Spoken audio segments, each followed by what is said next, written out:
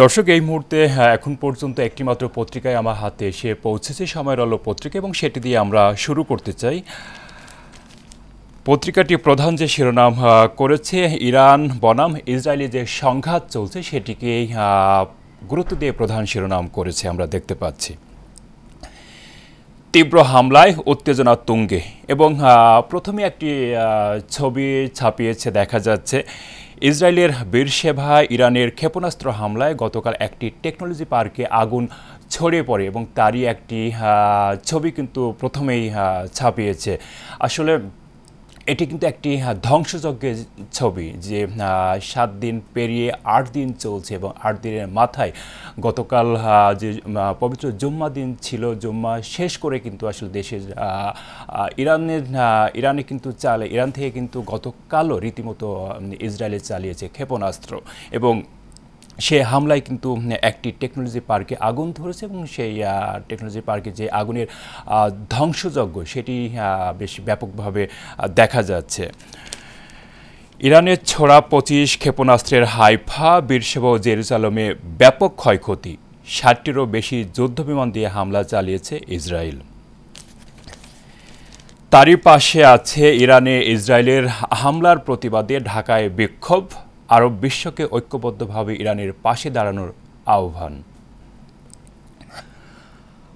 ভয়াবহ মিসাইল এখনও ব্যবহার করেনি ইরান, এমনটি বিভিন্ন পত্রিকা থেকে শুরু করে বিভিন্ন সূত্র থেকে কিন্তু উঠে এসেছে যে আসলে এখন পর্যন্ত যে ক্ষেপণাস্ত্র চালিয়েছে সেটা কিন্তু পুরোনো আমলের। যে আধুনিক মাত্রা যে মিসাইল ক্ষেপণাস্ত্র তৈরি করেছে ইরান সেটি কিন্তু এখন পর্যন্ত ইসরায়েলের যুদ্ধে ব্যবহার করেনি, এমন একটি শিরোনাম কিন্তু পত্রিকায় যথার্থভাবে গুরুত্ব পেয়েছে আমরা দেখতে পাচ্ছি। এবং তারই পাশে আছে নির্বাচনী সঙ্গ চাই শরিকরা, ভাবছে বিএনপি, যৌক্তিক আসন সমঝোতা না হলে বিকল্প পন্থা বেছে নেব জানালেন নূর। আসন ছাড়লে হবে না, এখানে অনেক বাস্তবতা রয়েছে বললেন প্রিন্স এবং নির্বাচনের তফসিল ঘোষণার পর বিষয়গুলো পরিষ্কার হবে জানালেন টুকু। শেষের দিকে আরও বেশ কিছু শিরোনাম যথারীতি পত্রিকাটি প্রকাশ করেছে, সেগুলো আমরা একটু দেখে নিতে চাই।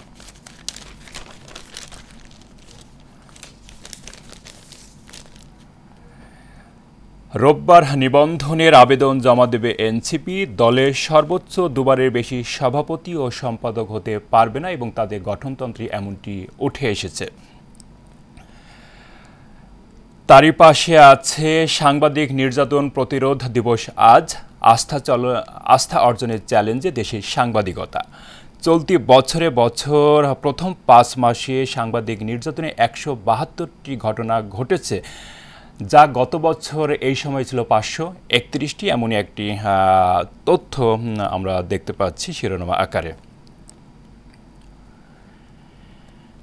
তারই পাশে আছে গাজীপুরে গভীর রাতে সড়কে নাটকীয় ঘটনা, গাড়ি চাপায় ডাকাত নিহত, হামলায় চালকের মৃত্যু। এবং তারই পাশে আছে কূটনীতিকদের দৃষ্টিতে প্রধান উপদেষ্টা 11 দেশ সফর, ব্যক্তিগত ভাবমূর্তিকে দেশের পক্ষে কাজে লাগাতে বললেন প্রধান উপদেষ্টা। এবং নিউ ইয়র্কে জাতিসংঘ সম্মেলনের প্রধান উপদেষ্টা যেসব বিশ্ব নেতাদের সঙ্গে বৈঠক করেছেন তা বাংলাদেশের জন্য ইতিবাচক বললেন সাবেক রাষ্ট্রদূত মোহাম্মদ শহীদুল্লাহ। এবং ভারত বাংলাদেশকে যে হুমকি দিচ্ছিল প্রধান উপদেষ্টা চীন সফর ছিল সেই হুমকির জবাব বললেন অধ্যাপক নুরুল আমিন। এবং শেষের দিকে যে শিরোনামটি আছে আমরা দেখতে পাচ্ছি যে শিশুদের প্রতি সহিংসতা ভয়াবহ মাত্রায় পৌঁছেছে, জাতিসংঘের বার্ষিক প্রতিবেদনে এমনটি উঠে এসেছে। ইসরায়েলি সশস্ত্র বাহিনীর নাম রয়েছে এবছরের তালিকায় এবং তারই পাশে গল টেস্ট নিয়ে একটি শিরোনাম আছে আমরা দেখতে পাচ্ছি। নাটকীয় চতুর্থ দিন লিডে বাংলাদেশ এবং তারই একটি ছবিও পত্রিকাটি ছাপিয়েছে আমরা দেখতে পাচ্ছি। সাদমান ইসলামের হাফ সেঞ্চুরি পর শেষ বিকালে শান্তর 50তে চতুর্থ দিন শেষ করেছে বাংলাদেশ। এবং শেষ পাতায় পত্রিকাটি আরও বেশ কিছু শিরোনাম করেছে, সেগুলো আমরা এক নজরে দেখে নেব।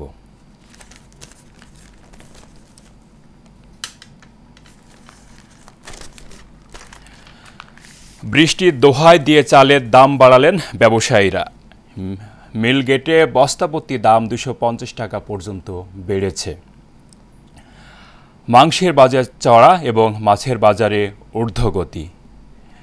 দর্শক, আমরা ঈদ পরবর্তী সময়ে আসলে যেমনটি দেখে আসছিলাম এবং আজকের পত্রিকায় যেমনটি দেখলাম যে আসলে মাছের বাজার থেকে শুরু করে চালের বাজার, এই মানুষের যে আসলে নিত্যদিনের যে প্রয়োজনীয় যে বিষয়গুলো, চাল, সাধারণ মানুষ যে আসলে চাল থেকে ভাত রান্না করে খায়, সেই চালের দাম কিন্তু হঠাৎ করে বেড়ে গেছে। এবং এটা আসলে যে দোহাই দেওয়া হচ্ছে বৃষ্টি কয়েকদিন ধরে, যদিও আসলে ঈদুল আজহার সময়ে দেখা যাচ্ছিল যে বেশ গরম এবং ঈদ পরবর্তী সময়ে কয়েকদিন বৃষ্টি হয়েছে এবং বৃষ্টির কারণেই কিন্তু তারা আসলে দোহাই দিচ্ছে যে বৃষ্টির কারণে ট্রান্সপোর্ট ঢাকার বাইরে থেকে ঢাকায় ঠিকমতো ঢুকতে পারছে না, যে কারণে চালের দামটা বেড়েছে। এ ধরনের অজুহাত কিন্তু আসলে তৈরি হয়েছে আর কি। তো দর্শক, এই ছিল দৈনিক সময়ের আলো পত্রিকার উল্লেখযোগ্য শিরোনাম এবং এরই মধ্যে অন্যান্য পত্রিকাগুলো আমার হাতে এসে পৌঁছেছে, আমরা যথারীতি সেগুলো দেখব। এই মুহূর্তে আমরা শুরু করতে চাই দৈনিক দেশ রূপান্তর পত্রিকা দিয়ে।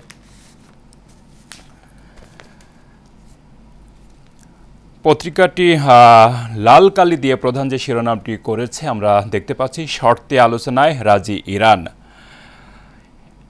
নতুন প্রজন্মের ক্ষেপণাস্ত্র এখনও ব্যবহার করেনি তেহরান, এমনটি উঠে এসেছে এবং তারই পাশে আছে ইসরায়েলের পূর্ববর্তী নিশানা তুরস্ক।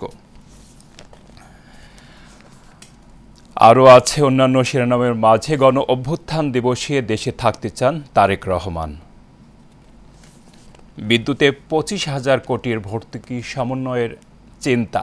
দাম না বাড়িয়ে ব্যয় সংকোচনে নানা উদ্যোগ নেয়ার বিষয়েও কিন্তু গুরুত্ব পেয়েছে পত্রিকায় এবং তারই পাশে আরও আছে রোহিঙ্গা সংকট বড় হুমকি আঞ্চলিক নিরাপত্তায়। পত্রিকাটি আরও বেশ কিছু শিরোনাম নিচের দিকে করেছে, সেগুলো আমরা এক নজরে দেখে নিতে চাই।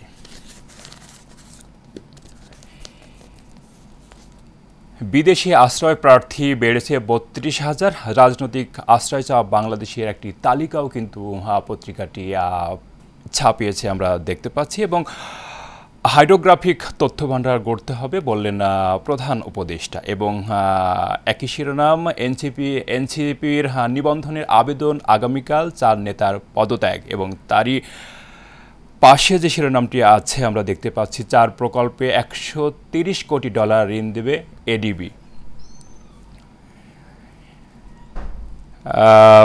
চালের বাজার নিয়েও একই শিরোনাম আছে যেটি আমরা দেখেছি এবং ঠিক এভাবেই শিরোনামটি করেছে, চালের বাজার চড়া, সঙ্গে সবজিও। এবং শেষের দিকে একটি ছবি পত্রিকাটি ছাপিয়েছে, রাজধানী কোরিল ফ্লাইওভারের নিচে সড়ক বাস পিকআপের দখলে, এতে রাস্তা হয়েছে সংকুচিত, এমনই একটি ছবি পত্রিকাটি গতকাল তুলেছে।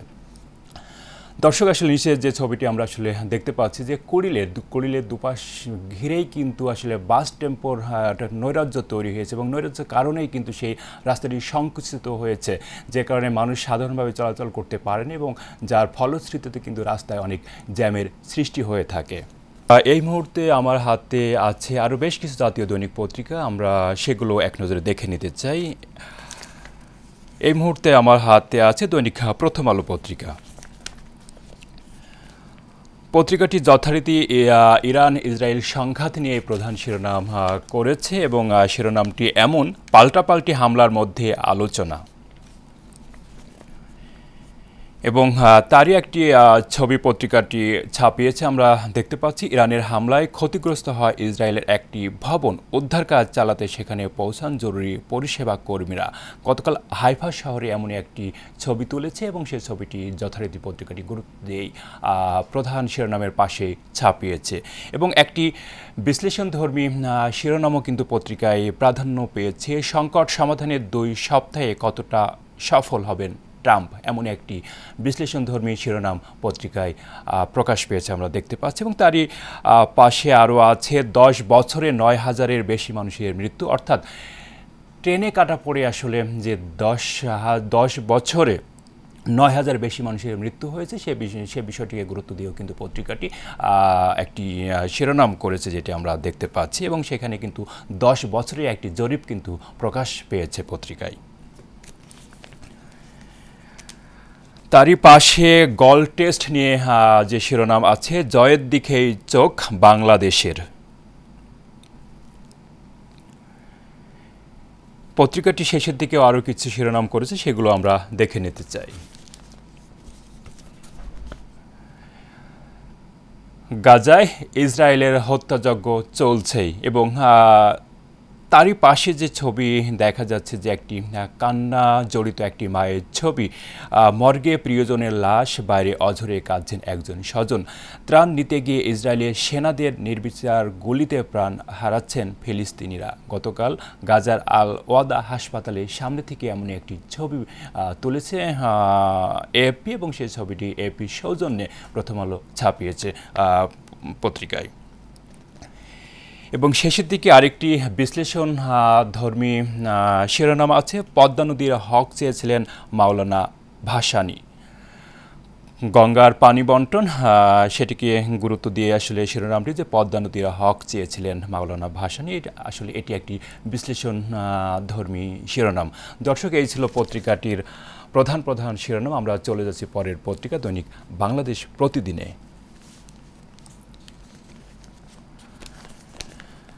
বাংলাদেশ প্রতিদিন প্রধান যে শিরোনামটি করেছে, আমরা দেখতে পাচ্ছি, যুদ্ধ থামানোর চেষ্টা, সমঝোতা শুরু আলোচনা, আছে বিপুল সামরিক প্রস্তুতিও, পাল্টাপাল্টি মিসাইল বিমান হামলা চলছে, এবং বিদেশিরা ছাড়ছেন ইরান ইসরায়েল।